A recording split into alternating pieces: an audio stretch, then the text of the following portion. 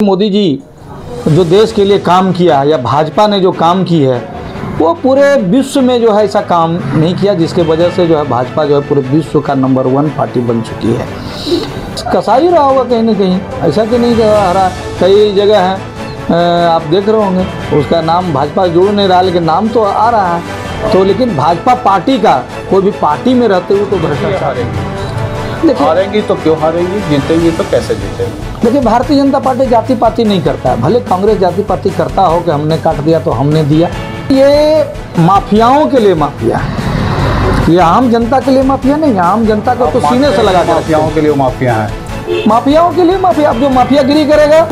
नमस्कार, मैं हूं श्याम और आप देख रहे हैं खबर स्तंभ। चुनावी यात्रा में हम पहुंच चुके हैं धनबाद, और धनबाद में हमारे साथ मौजूद हैं कुमार अंकेश राज, जो कि धनबाद जिला ओबीसी मोर्चा भाजपा के पूर्व जिला अध्यक्ष हैं, वार्ड नंबर 27 के पार्षद हैं। इनसे बातचीत करेंगे और जानेंगे कि आखिर जो बीजेपी दावा कर रही है कि इनके आंकड़े 400 के पार जाएंगे, वो कैसे जाएगा।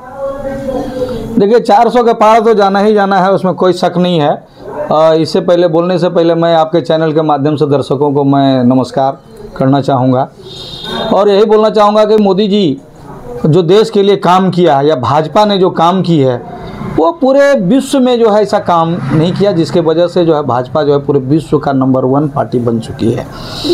और देख रहे होंगे रक्षा क्षेत्र से लेकर के मेक इन इंडिया तक, और जो अंत्योदय जो गरीब था उसके उत्थान के लिए जो एक से एक काम किए, जिसके तहत जो है भारत का रैंकिंग जो है वह विश्व में जो है बहुत सुधार हुई है और भारत जो है वह विकसित देश बनने की ओर अग्रसर है। आप देख रहे होंगे। और कांग्रेस ने क्या किया?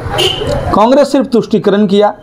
वो देश का बंटवारा हो जाए, देश का टुकड़ा टुकड़ा हो जाए, मंजूर है, लेकिन हमें सत्ता चाहिए, तो ये नहीं चलने वाला है। विपक्षी पार्टी आप पर भी आरोप लगा रही है कि आप ईडी और सीबीआई का यूज कर रहे हैं। अच्छा, एक बात बताइए, ईडी कोई भी जांच करके किसको देती है? High court, supreme court. अगर उसमें गलत नहीं है तो सुप्रीम कोर्ट जो है आदेश कैसे दे देता है कि सज़ा का एथी कैसे सुना दे रही है? आखिर में उनको तो बरी कर देना चाहिए हाई कोर्ट, सुप्रीम कोर्ट को। तो कहीं न कहीं भ्रष्टाचार हुआ है, कहीं न कहीं वो आरोपी है जो कि दिख रहा है हाई कोर्ट, सुप्रीम कोर्ट को कानून के तहत, तभी ना वो जा रहे हैं। विपक्ष का ये भी कहना है कि सिर्फ विपक्षी पार्टी में ही आपको चोर दिख रहे हैं, आपके पार्टी में कोई नहीं है। तो जिसको भी पकड़ रहे हैं वो जायज़ है कि नहीं है? भाजपा अगर ऐसा काम ही नहीं कर रही है तो कहाँ से और निकलेगा? भाजपा पार्टी में आपके बोलने के अनुसार कोई भी ऐसा नहीं है जिस पर ईडी और सीबीआई का शिकंजा कसना चाहिए था। ये कसा ही रहा होगा कहीं ना कहीं, ऐसा कि नहीं रहा। कई जगह हैं आप देख रहे होंगे उसका नाम भाजपा जुड़ नहीं रहा, लेकिन नाम तो आ रहा है। तो लेकिन भाजपा पार्टी का कोई भी पार्टी में रहते हुए कोई भ्रष्टाचार नहीं करता है। आप देख रहे होंगे क्यों कि भाजपा एक अनुशासित पार्टी है। भाजपा अगर आपको, हमको या किसी भी थर्ड पर्सन को अचानक जो है, अगर अच्छा आप हैं और देशभक्त हैं और आप में जो समाज सेवी की भावना है, तो अचानक कहीं से भी कुछ बना करके उसको नेता, मुख्यमंत्री डायरेक्ट बना दे रहे हैं। और ये परिवारवाद की पार्टी नहीं है कि हम हैं तो कल हमारा बेटा बनेगा, हमको 5 गो बेटा है, बेटी है तो सभी को ले आएंगे राजनीतिक में, सभी को एक एक मंत्रालय का पद बांट देंगे और अपने घर जैसा चलाएंगे। तो फिर लोकतंत्र और राजतंत्र में क्या अंतर रह गया? लेकिन भारतीय जनता पार्टी वैसी नहीं है। उन्होंने कहा है कि एक परिवार से ज़्यादा एक ही नेता रहेगा और अपने काबिलियत के बल पे, अगर समाज सेवी हैं, देशभक्त हैं, राष्ट्रवाद के लिए काम कर सकते हैं, अंत्योदय गरीबों के लिए काम कर सकते हैं, तो आप रहेंगे, नहीं तो कभी भी निकाल दिया जाएगा, आप कितने बड़े पद पे क्यों ना हो। आप लोगों ने धनबाद से ढुल्लू महतो को लाए, तो इसके पहले जो आपके नेता थे वो क्या मतलब उस लायक नहीं थे कि उनको लाना पड़ा आपको धनबाद में? नहीं, बिल्कुल लायक थे। क्योंकि देखिए, पूर्व के जो हमारे सांसद हैं PN सिंह जी, वो तो बहुत ही दिग्गज नेता, उन्होंने भाजपा को संभाला, छोटा से बड़ा किया। जैसे एक गार्जियन जो है छोटे बच्चे को जो है हाफ पैंट पहना करके पढ़ा लिखा करके योग्य बनाता है, उस तरह से भाजपा को सींचा और बड़ा बनाया, बरगद की तरह बनाया। तो आखिर ढुल्लू महतो ही क्यों? ढुल्लू महतो देखिए, सांसद जी जो है लगातार जो है बड़े मत से जीतते गए और बड़ा अंतराल से जीतते गए। उसमें कितनों कोई बुराई करे, बुराई के कुछ भी जरा भी नहीं है, लेकिन उम्र के अनुसार से जो है परिवर्तन होता है। और उनमें कोई कमी नहीं है, कोई भी किसी प्रकार का कोई दिक्कत नहीं है, न कोई आरोप है। उन्होंने निरंतर काम किया, विकास का भी कई काम किया जो मैं बता सकता हूँ। लेकिन उम्र के हिसाब से जो है परिवर्तन होता है। युवा का मांग है पूरे देश में, तो युवा नेता को चुन करके लाया गया। उसमें ढुल्लू महतो जी 3 बार विधायक रहे हैं, तो उसको चुन करके लाया गया। और वो भी बेबाक नेता हैं, वो भी जो है वो कोयलांचल के विकास में हमको लगता है कोई कसर नहीं छोड़ेंगे। अगर PN सिंह जी के बाद कोई अगर नेता है धनबाद में तो वो ढुल्लू महतो जी है, उनको लाया गया। युवा भी हैं। आप पर ये आरोप हरदम लगता, अभी जो लग रहा है तत्काल में जो आरोप लग रहा है वो ये है कि आपने राजपूतों के सीटों को काट दिया। देखिए, आप लोकतंत्र में कोई जाति की सीट नहीं होती है। जहाँ राजपूत काबिलियत होंगे तो अक्सर ज़रूर मिलेगा, क्योंकि कोई भी लोकतंत्र में कोई भी एक जाति से कोई नहीं तो जीत सकता है और ना ही तो किसी एक जाति को टिकट दे सकता है। लोकतंत्र की यही तो खूबसूरती है, बदलाव। एक गरीब को भी मिल सकता है, एक दलित को भी मिल सकता है, एक ST को भी मिल सकता है, आदिवासी को भी। देखिए, सबसे ज़्यादा टिकट अभी झारखंड में आदिवासी को दिया गया, 5 या 6 सबसे ज़्यादा। उसके बाद देखिए महिलाओं को भी दिया गया है। पहले महिला को एक भी नहीं दिया जाता था, आज महिला को भी दिया गया। इसलिए परिवर्तन ही जो है वह लोकतंत्र की खूबसूरती है। परिवर्तन नहीं रहेगा तो फिर राजतंत्र है, फिर एक ही परिवार, एक ही वर्ग, एक ही समुदाय, एक ही धर्म के लोग हमेशा से राज करेंगे। लेकिन लोकतंत्र की यही खूबसूरती है कि परिवर्तन निश्चित है और परिवर्तन हुआ है, और कहीं से किसी को दबा के या किसी को हटा के नहीं हुआ है। ये योग्यता के आधार पर समय के अनुसार जो योग्य होता है, समय के अनुसार वैसा कैंडिडेट को लाया जाता है ताकि क्षेत्र का ज़्यादा से ज़्यादा विकास हो सके। आपने राजपूत की सीट काट दी, इंडिया गठबंधन ने राजपूत को सीट दे दिया। अनुपमा सिंह आपके यहाँ से प्रत्याशी हैं। अब ऐसे में आपको क्या लग रहा है कि वो जीतेंगी या हारेंगी? हारेंगी तो क्यों हारेंगी, जीतेंगी तो कैसे जीतेंगी? देखिए, भारतीय जनता पार्टी जाति पाति नहीं करता है। भले कांग्रेस जाति पाति करता हो कि हमने काट दिया तो हमने दिया, लेकिन उससे कोई जीत नहीं सकता है जाति विशेष बात करके। मान ली ढुल्लू महतो जी के अगर किसी जात के हैं और कहे कि खाली हम उसी जात का वोट देंगे तो कभी नहीं जीतेंगे। सबको लेकर चलना पड़ेगा। जिस पार्टी में सभी जाति, सभी धर्म, सभी वर्ग का समावेश होगा वही पार्टी जीतेगी, वही पार्टी देश पर राज करेगी। यही भारतीय जनता पार्टी की नीयत और नीति है। ढुल्लू महतो पर आरोप है कि वो, कई सारे आरोप हैं, आप लोग खुद लगा रहे हैं ऐसा आरोप? हम लोग ऐसा तो कोई आरोप नहीं है। देखिए, ढुल्लू महतो जी पर केस का जो आप लोग बोल रहे होंगे, ये ना निश्चित रूप से कुछ केसें हैं, लेकिन हकीकत जड़ तर जाना पड़ेगा। केस तो आप पर भी हो सकता है, हम पर भी हो सकता है। केस क्या है, आप लिख करके दे देंगे, केस होगी, आप लड़िए, आप जाकर सत्यापन कीजिए। साबित गलत कितना हो रहे हैं। आज तक ढुल्लू महतो जी एक भी केस में जो है वो सजायाफ्ता नहीं हुए। वो कैसे केस होता है? जैसे आप एक गरीब आदमी हैं, आपको कोई सता रहा है, दबा रहा है, कुचल रहा है, या आपको अधिकार नहीं दे रहा, आपकी इस पैरवी को लेकर के ढुल्लू जी पास चले गए, उन्होंने आपका पैरवी किया, वो करने के लिए अथी नहीं है, उनको बोला कि भाई आप ये जायज़ है, ये गरीब है, इसको क्यों दबा रहे हो, सता रहे हो, उस पर जो है केस कर दिया जाता है। तो वैसे केस होते हैं तो होते रहेंगे। अभी जब ढुल्लू महतो जी का नाम सामने आया, उसके बाद एक ऑडियो सामने आया जिसमें वो किसी से व्यापारी से बातचीत कर रहे हैं, उनके लिए एक लेटर लिखा गया। इसके बारे में आपको पता है? लेटर किनको लिखा गया? लेटर वो लिखे हैं, लेटर लिख करके बाबूलाल मरांडी जी को दिए।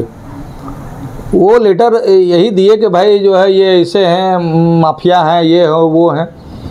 लेकिन ये माफियाओं के लिए माफिया है, ये आम जनता के लिए माफिया नहीं। आम जनता को तो सीने से लगा के माफियाओं के लिए माफिया हैं, माफियाओं के लिए माफिया। अब जो माफियागिरी करेगा तो उसको तो ठिकाना लगाएंगे ही। जो माफियागिरी करेगा उसको बंद करने के लिए अगर कोई माफियाओं का माफिया कहता है तो कहने दीजिए। माफिया देख रहे होंगे, धनबाद माफिया का नगरी रहा है। धनबाद जो है माफिया का नगरी रहा है। और यहाँ पर देख रहे होंगे आज हमारे कितनों बड़प्पन कर लीजिए PN सिंह जी का कम होगा, क्योंकि माफिया राज में खाली गोली की तड़तड़ाहट से गूंजता था हमारा कोयलांचल धनबाद। और PN सिंह जी जब से आए हैं तो यहाँ पर माफिया राज को कम करने का काम किया, शांति स्थापित करने का काम किया। और उसी शांति स्थापित करने का काम ढुल्लू महतो जी ने कर रहे हैं। लेकिन ये गरीब परिवार से आते हैं तो इस पर केस कर दिया जाता है। नहीं, ये तो मजदूर का बेटा है, मजदूर जो है विधायक बन गया जी। और विधायक के बारे में बोला जाता है उनको एक उपनाम भी मिल गया कि वो टाइगर है। तो टाइगर किसने नाम दिया? टाइगर मतलब कि गुंडा नहीं होता है, टाइगर मतलब माफिया नहीं होता है। आप अगर शेर दिल इंसान है, टाइगर दिल इंसान है कि किसी चीज़ को अच्छाई विकास को काम करने में सक्षम है तो उसको भी तो टाइगर कहा सकता है। तो वही टाइगर है ये। टाइगर का मतलब ये नहीं कि गुंडागर्दी कर रहा है तो टाइगर की उपाधि मिल जाएगा। ये वैसा टाइगर है जो गरीबों के लिए रात दिन खड़ा रहते हैं, गरीबों को सुरक्षा, गरीबों के सहायता, गरीबों के विकास, गरीबों के मान सम्मान के लिए जो रात दिन खड़ा रहता है, वैसा टाइगर है ढुल्लू महतो जी। ये बातें हम लोग इसलिए कर रहे हैं कि ये बातें आम लोगों के जहन में चलता है। जब भी ढुल्लू महतो का या धनबाद का बात अभी आ रहा है, जितने भी आम लोगों से मेरी बात हुई है उन लोगों के मन में ये प्रश्न था जो मैंने अभी पूछा है। अब हम लोग लौटते हैं अपनी चुनावी यात्रा में और जानने की कोशिश करते हैं कि आखिर यहाँ का मुद्दा क्या है। देखिए, हमारे पीएन सिंह जी ने बहुत काम किया। जैसे कि ये पहाड़ी क्षेत्र है, यहाँ पानी बहुत मुश्किल से मिलता है, उसके बावजूद भी देखेंगे यहाँ पानी की किल्लत नहीं है। इक्का दुक्का तो थोड़ा बहुत रहेगा ही, और योजनाएं कई चल रही है, सारी योजनाएं जो फलीभूत हो जाएगी एनडीए की, भाजपा की, तो जरा सा भी पानी की दिक्कत नहीं रहेगा। तो सबसे पहले माइथन से ला करके, दामोदर से ला करके, पीट वाटर ला करके पानी देने का काम किए, सबसे बड़ी। दूसरी नंबर सबसे बड़ी विकास का दूसरा नंबर जो देख रहे होंगे कि कोयलांचल यूनिवर्सिटी यहाँ पर आया, जो कि यहाँ पर कितना दिनों से मांग था। धनबाद इतनी बड़ी शहर है लेकिन यूनिवर्सिटी नहीं है, कमिश्नरी है लेकिन यूनिवर्सिटी नहीं है, आज यूनिवर्सिटी हो गया। कमिश्नरी की भी मांग है, वो भी होनी चाहिए। तीसरी नंबर आप देख रहे होंगे कि 8 लेन पूरे झारखंड में, जैसा यहाँ पर 8 लेन की सड़कें हैं, वो पूरे झारखंड में सड़कें नहीं है। चौथा नंबर देख रहे होंगे कि अभी जो है केंद्र के द्वारा जो है वह सिंदरी में फर्टिलाइज़र का 6,500 करोड़ का जो है अभी शिलान्यास के बावजूद जो उसका थी भी उद्घाटन भी हो गया है और काम भी चल रहा है। इतनी बड़ी प्रोजेक्ट और कई प्रोजेक्ट विकास की ज़रूरत है यहाँ पर, जैसे कि अब एयरपोर्ट की ज़रूरत है, एम्स की ज़रूरत है, रिंग रोड की ज़रूरत है, अब कई फ्लाईओवर की ज़रूरत है। उसके बाद जो है सबसे बड़ी चीज़ यहाँ पर 4 वर्षों में जो है गुंडागर्दी यहाँ चरम सीमा पर है। जो हेमंत सोरेन की सरकार आई है, यहाँ सिर्फ गुंडागर्दी का, यहाँ दहशत का माहौल है। उसे ख़त्म करना, एक शांति फिर शांति बहाल करने की एक जो है जोरदार पहल होना चाहिए। जो काबिलियत ढुल्लू महतो में है वो आएंगे तो निश्चित रूप से यहाँ शांति बहाल होगा, और शांति के माहौल में जो यहाँ विकास की नई गाथाएं लिखी जाएगी वो ढुल्लू महतो जी करने का काम करेंगे। उसके पहले एयरपोर्ट ज़रूरी है, क्योंकि एयरपोर्ट नहीं होगा तो कोई भी छोटी बड़ी कंपनी जो है यहाँ आकर कल कारखाने नहीं लगा रहे हैं, रिंग रोड नहीं बनेंगे, यहाँ पर बिजली का बढ़िया से उचित व्यवस्था नहीं होगा 24 घंटा, तो कौन सा कारखाना लगाने जा रहा है? कोई नहीं लगा जा रहा। भाई का माहौल रहेगा तो डर से कोई नहीं आएगा। तो ये सब चीज़ होना ज़रूरी है। ये सब चीज़ हम लोगों को उम्मीद है इस बार ये सब चीज़ होगा।